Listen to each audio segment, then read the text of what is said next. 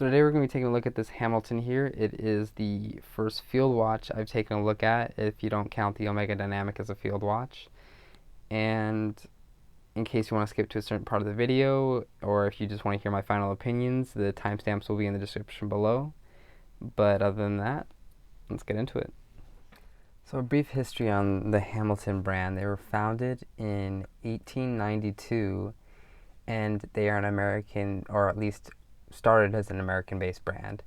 They were pretty famous for their timekeeping, as a watch company should be, and they were very much tied to the railroads at first. In 1912, specifically, they started marketing their watches with a slogan like Hamilton, the railroader's watch, or something similar to that. And going from there, the 1914, they started supplying watches to the U.S. Army for World War I, and they also supplied watches in World War II. They even cut off civilian production to only produce watches for the military, and then they earned some kind of award for that.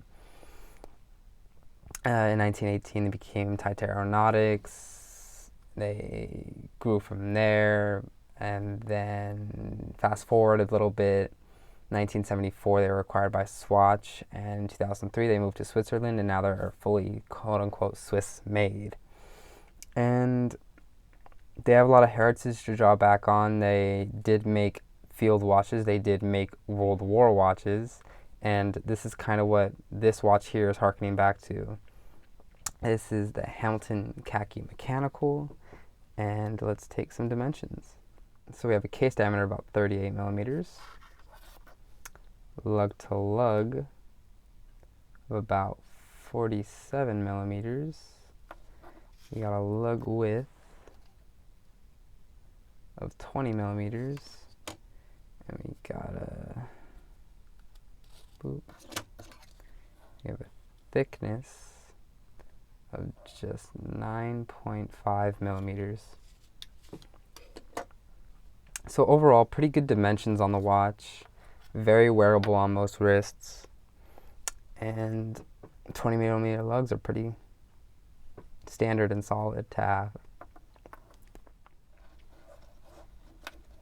So in here we have an ETA 2804 hand winding movement, which helps with the thinness of the watch. It beats at 28,800 vibrations per hour.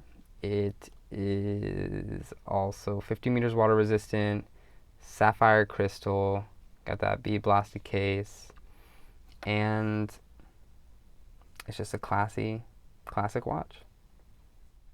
So focusing mainly on the dial here, we have a very classic field watch aesthetic. We have the 1 through 12 hour time, and then we have the 13 through 24 hour military time.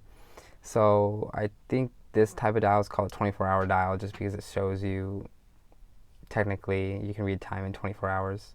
So it's either 4 o'clock here or it's 1600, And going a little bit deeper into the dial, we see that we have a black dial, but it's not just a plain, dark, inky-ish kind of black. It's a softer matte black, so it's kind of lighter. And I feel like that plays not only with like a faded kind of military aesthetic, but it just looks good with different straps and different clothing options. It adds a little different depth because it's not just a plain black. We have a nice contrast because all the lettering and all the hour window or the date window is all in white, so very high contrast. Let's see. We have very high contrast because we have all white on that black dial, the numerals, the hands, the date window, everything just leads for extreme legibility.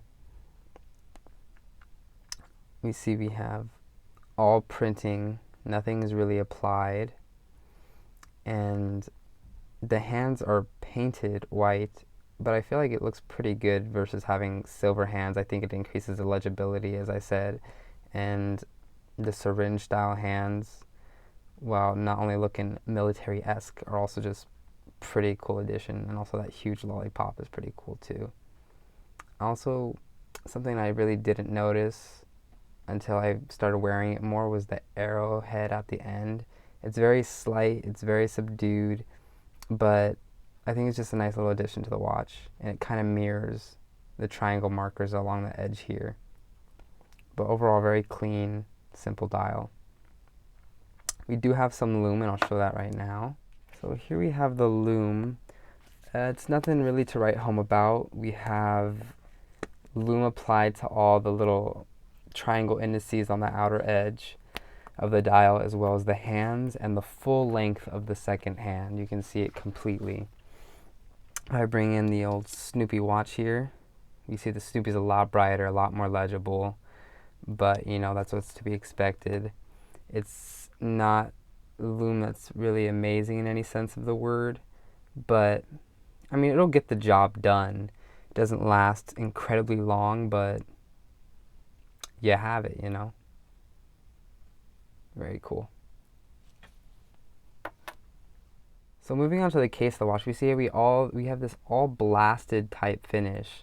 If I zoom in a little bit, you can just see how finely done that finish is.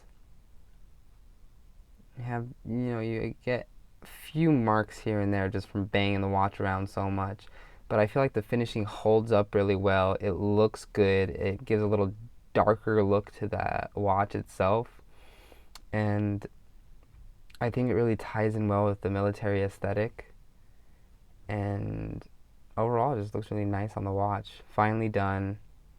Can't see any blemishes with it. Nothing wrong. I like how the bezel is separated from the case middle. It just adds a little dimensionality to it. Here we have a domed sapphire crystal, and as you can see, drilled lug holes, which makes strap changing super, super easy. We got a little signed Hamilton crown there with some nice knurling. Makes it, not only is the crown fairly large, but the knurling also gives a really good grip for the winding experience.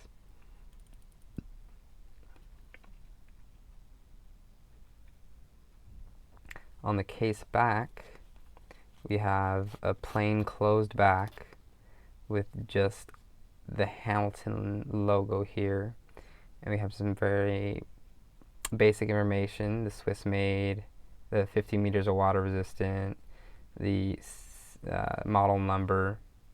That's really about it.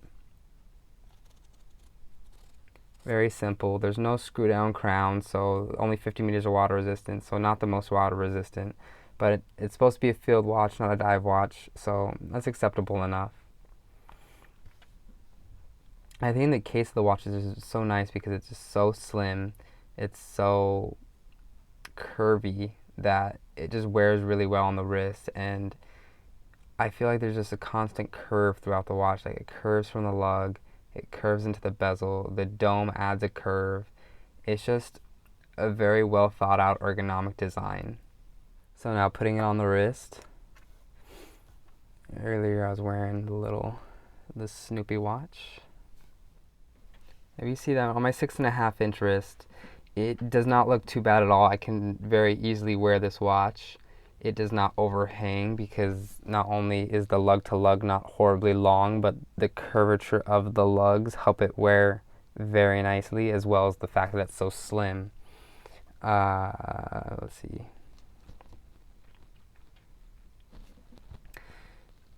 It does have a very aggressive stance because of how kind of thick the lugs are, because I don't think they thin out very much when they go to the end, as well as the fact that they just cut off abruptly rather than curving down or having an angle to them. They're just a straight, and it's almost like they form a kind of H in their stance, which kind of mirrors the whole Hamilton logo, which I kind of like about it. But overall, yeah, the watch wears very well. I feel like it will work well on large wrists because that very aggressive stance I was talking about, as well as the fact that it's 38 millimeters and has a pretty decent lug-to-lug length. Smaller wrists, once you start getting smaller than my 6.5-inch wrist, I think it gets a little harder to wear. At that point, you might want to go for a Seiko 5 or a different field watch, but if you really love it, you can still go for it. So now let's go over some pros and cons. Pros of the watch is obviously, I think, the monochromatic nature of it. It's just so classic, so color matching that you can really wear this with almost anything except like very formal wear. The black and white nature of it allows it to match pretty much any strap. It looks good on so many straps. And it just matches so much clothing. So it's a very versatile watch. Another pro I have is I like the syringe hands and the lollipop seconds. I think it just like differentiates it from other watches and ties into the military aesthetic really nicely. The finishing on the case, I think, is not only really well done, but I think it holds up really well over time. I've seen many people wear the heck out of their Hamiltons and they look pretty much brand new. So that's something I really like about it. I really like that they incorporated the sapphire crystal. It's not really something they had to do, especially at around $200 to $300 that you can find these at. About 400 new, but no one really buys them from Hamilton.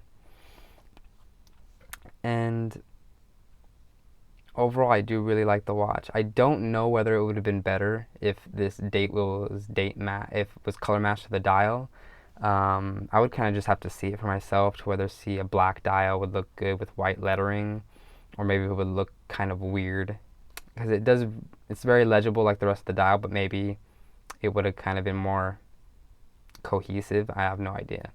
Just spitballing. Some cons I have is I feel like somehow it's a 38 millimeter, but it's pretty beefy for a 38 millimeter. If they can maybe thin out these lugs, maybe make them a little shorter, kind of add an angle to them, I think that'd be pretty nice and wear a little svelter. Or even if they came out with a 36 millimeter model, that'd be pretty cool. Because although it does wear well on my wrist, I would prefer to wear a little smaller. That's just my taste in watches. Other than that, I would have liked more water resistance. Even though it's 50 meters, which is pretty much fine for the average person who doesn't go diving, I'm still wary of watches that say that don't have screw down crowns, because whenever my crown's not a screw down crown, I'm just like wary about water actually just getting in there. Other than that, I feel like it's a pretty great watch for the price. I don't have many gripes with it. This 15, I don't know if they could have done away with it, and because it goes around very circular and then it has to jump out for this 15 mark. I understand them kind of including it just for the sake of completion, but also for the sake of symmetry. Maybe they could have like got rid of it, but I don't know. It still looks pretty good to me, honestly. So in the end here, I mean, it's a pretty great watch. Pricing wise, it comes in around $300 most of the time. You can find those on the used market, pre-owned, possibly new from certain dealers. And for that watch, you're getting an ETA movement. You're getting a brand with crazy heritage, a tying back to actual military watch, design, and it wears well. It looks great, and it'll match so many different outfits. I just think you can't really go wrong with this piece. It'll look great on different straps, and I think it just adds a nice casual watch to the collection. If you've ever been on the fence about owning one of these, I would highly recommend you try, because I don't know what it is, but just in person, I think all the elements of the watch and the way it wears and just how good the design just looks, I think it just comes together and makes something greater than it does on paper or in pictures. But yeah, overall, it's a great watch. Thanks for watching.